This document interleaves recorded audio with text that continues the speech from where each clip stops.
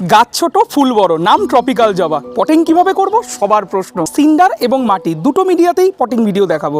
গাছ কিনে আনার সাথে সাথে পটিং কখনোই করবেন না। টবে মাটি ভর্তি করে তার মধ্যে গাছটাকে রাখবে। এর ফলে কি হয় দেখো, সাদা ফিডার রুট তৈরি হবে। তোমার গাছ তোমার আবহাওয়ার সাথে অ্যাডজাস্ট করবে, নতুন শিকড়ের দ্রুত বিস্তার হবে। মাটির মিডিয়ায় পটিং এর ক্ষেত্রে 1 টব মাটি, হাফ টব গোবর সার, রোগ পোকা দূর করতে নিম খোলের তো কোনো বিকল্প নেই 1 চামচ, 6 ইঞ্চি পট বেস, নিচে কিছুটা মিডিয়া দিয়ে ভরাট করে নি। রুট দেখেই তো শান্তি। টবের উপরে 2 ইঞ্চি জায়গা খালি রেখে পটিং করে ফেললাম, মন হেভি খুশি। এবার সিন্ডার মিডিয়া, এক্ষেত্রে বেয়ার রুট করতে হবে। ধানের তুষের উপরে গাছটা করা হয়েছে, দেখেছো? এই দেখো জলে চুবিয়ে রাখি। সিন্ডার বা ঘেস মিডিয়ার ফর্মুলা নোট করো। 2 টব ঘেস, 1 টব আমার তৈরি গোবর সার, 1 চামচ নিমখোল। এবার নিমখোলটা দারুণ পেয়েছি, ভালো করে মিক্স করে পটিং করার পালা। জাস্ট তাকাও একবার, দাদুর দাড়ি বেরিয়ে পড়েছে। হাফ চামচ রেলিগোল্ড শিকড়ের চারিদিকে ছড়িয়ে দিলাম, এতে রুটের বিস্তার দারুণ হয়। কালা জাদু আমার ফেভারিট, হিউমিক অ্যাসিড শিকড়ের বিস্তার দারুণ করে। দুটো মিডিয়াতেই জল দিয়ে দিলাম, এটাই তো সিন্ডারের অ্যাডভান্টেজ। সাথে সাথে জল নেমে গেল, দেখো মাটিতে এখনো নামেনি। চলো এইভাবেই হয়ে গেল আমার পটিং। কত সুন্দর ফুল, ফুলটার দিকে তাকাও কত সুন্দর। এটা তুমি লাগাবে, ঠিক আছে কাকি? এটা সাধারণ জবা নয়, এটার নাম ট্রপিক্যাল জবা।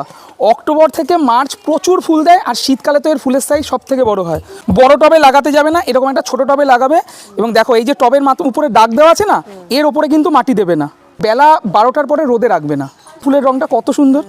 ভিডিও শেষে যখন প্লট গুছিয়ে বাড়ির ভেতর ঢুকছি, তখন দেখো মাটি এবং সিন্ডার দুটো মিডিয়ার জলই কিন্তু নেমে গেছে। আর এই ট্রপিক্যাল জবা জল জমা একদম পছন্দ করে না। ভিডিওটা ভালো লাগলে অবশ্যই শেয়ার করে দিও। Thank you.